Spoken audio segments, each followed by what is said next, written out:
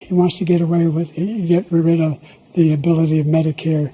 According to a new report, former U.S. President Barack Obama was informed in advance about actor George Clooney's call for President Biden to withdraw from the 2024 race and did not object. Sources told Politico that Clooney had warned Obama of his intention to publish an op-ed in the New York Times on Wednesday, July 10th. Although Obama did not encourage Clooney to make these remarks, he did not discourage him either. Clooney, who co-hosted a Biden fundraiser in Los Angeles that raised approximately $30 million less than a month earlier, stated in the op-ed that the Democratic incumbent cannot win following his poor debate performance. It's devastating to say it, but the Joe Biden I was with 3 weeks ago at the fundraiser was not the Joe Big Thing Deal Biden of 2010, Clooney said. He wasn't even the Joe Biden of 2020.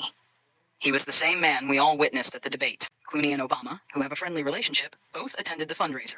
Obama's team declined